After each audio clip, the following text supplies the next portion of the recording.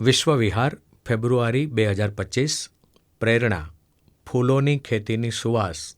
લેખન પ્રીતિ શાહ. અમદાવાદના આંગણે યોજાતા ફ્લાવર શોમાં લાખો લોકો ઉમટી પડે છે અને કુદરતે સર્જેલા આ ફૂલોના સૌંદર્યને જોઈને આનંદ માણે છે. રંગબેરંગી ફૂલો અને એના જુદા જુદા આકારો જોઈને ચિત્ત પ્રસન્ન થઈ જાય છે. ઘણા લોકો ફ્લાવર વેલી જોવા ઉત્તરાખંડ, સિક્કિમ કે પરદેશ જતા હોય છે. હિમાચલ પ્રદેશનું પ્રસિદ્ધ પર્યટન સ્થળ ચાયલ પણ તેની ફૂલોની ખેતી માટે જાણીતું છે. દેવદારના હર્યાભર્યા વૃક્ષોની વચ્ચે પ્રકૃતિની ગોદમાં આ ચાયલ આવેલું છે. ચાયલના અત્યંત નાના ગામ મહોગમાં આત્મસ્વરૂપ નામના ખેડૂતે ફૂલો ઉગાડવાનું શરૂ કર્યું. આજે 70 વર્ષના આત્મસ્વરૂપ ગામ મગોમમાં ફૂલોની ખેતી કરે છે. વર્ષો પહેલાં તો આ ગામમાં શાકભાજી અને પરંપરાગત અનાજની જ ખેતી થતી હતી. પરંતુ મહારાજા પટિયાલાના મહેલમાં કામ કરનાર માળી આ મહોગ ગામનો રહેવાસી હતો. તેણે આત્મસ્વરૂપને ફૂલોની ખેતી કરવા કહ્યું. આત્મસ્વરૂપે એની પાસેથી ગ્લેડિયોલસ ફૂલની કલમ લીધી અને ખેતરમાં લગાવી. તે વર્ષે ફૂલોનું સારું ઉત્પાદન થયું અને 35,000ની કમાણી થઈ. આ જોઈને આત્મસ્વરૂપે નક્કી કર્યું કે હવેથી તે પોતાના ખેતરોમાં અનાજ કે શાકભાજીને બદલે ફૂલોની જ ખેતી કરશે. 1990-91થી આત્મસ્વરૂપે ફૂલોની ખેતી કરવાનું શરૂ કર્યું. તે આજ દિન સુધી ચાલુ છે. તેમણે પોતાના પરિવારને પણ શાકભાજીને બદલે ફૂલોની ખેતી કરવા માટે માનસિક રીતે તૈયાર કરી દીધો. દિલ્હીના એક ખરીદી કરનારે એમના નાના ખેતરમાં જે ફૂલો ઉગે તે 90,000માં ખરીદશે તેવો વાર્ષિક કરાર કર્યો. તેને કારણે આત્મસ્વરૂપને લાગ્યું કે ફૂલોની ખેતી નફાકારક વ્યવસાય છે. તેથી તેના ત્રણેય ભાઈ ફૂલોની ખેતી કરવા લાગ્યા. આજથી 3 દાયકા પહેલાં આત્મસ્વરૂપે ફૂલોની ખેતી શરૂ કરી.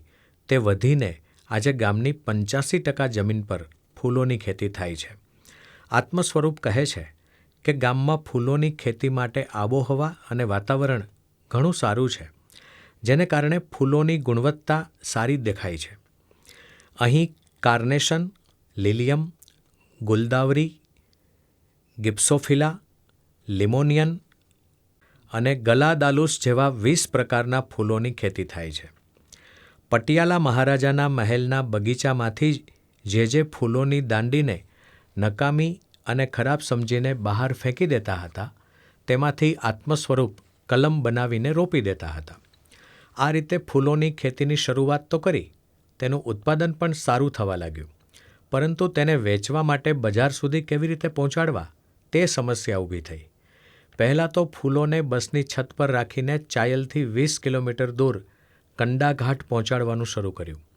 કંડાઘાટથી રેલવે દ્વારા 50 કિલોમીટર દૂર કાલકા પહોંચાડતા અને પછી ત્યાંથી બીજી ટ્રેનમાં અંબાલા થઈને પછી દિલ્હીના ફૂલ બજારમાં તે ફૂલ પહોંચતા હતા. પરંતુ આ રીતે ફૂલ પહોંચાડવામાં મુશ્કેલી એ હતી કે ઘણીવાર બજાર સુધી પહોંચતા ફૂલો કરમાઈ જતા. ધીમે ધીમે ગામના અન્ય ખેડૂતો પણ ખેતરોમાં ફૂલ ઉગાડવા માટે સંમત થઈ ગયા. જ્યારે ગામના અન્ય લોકો પણ ફૂલની ખેતી કરવા લાગ્યા તો ફૂલોનું ઉત્પાદન વધી ગયું. તેથી ગામમાંથી જ ગાડી દ્વારા ફૂલો સીધા દિલ્હીના ફૂલ બજારમાં પહોંચાડવાનું શક્ય બન્યું. કારણ કે ઉત્પાદન વધતા ખર્ચ વહેંચાઈ જવા લાગ્યો.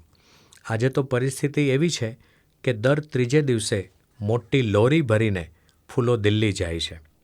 ફૂલોની ગુણવત્તા એટલી સારી હતી કે એના ખરીદનારમાં ઉત્તરોત્તર વધારો થવા લાગ્યો. અહીં ભારતના અલગ અલગ રાજ્યોમાંથી જ નહીં, પરંતુ વિદેશોથી પણ સંશોધકો આવે છે અને અહીંની આબોહવા પર સંશોધન કરે છે. મહોગ ગામ અને તેની આસપાસના ડઝનેક ગામોમાં ફૂલોની ખેતી થાય છે અને તે દ્વારા 45 કરોડ રૂપિયાનો વ્યવસાય થાય છે. ધીમે ધીમે હવે હિમાચલ પ્રદેશમાં આશરે 850 હેક્ટર જમીન પર માત્ર ફૂલોની ખેતી થાય છે.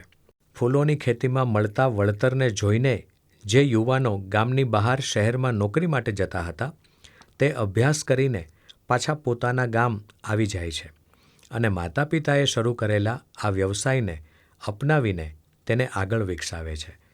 આત્મ સ્વરૂપે અત્યાર સુધીમાં હજારો ખેડૂતોને ફૂલોની ખેતી કરતાં શીખવ્યું છે.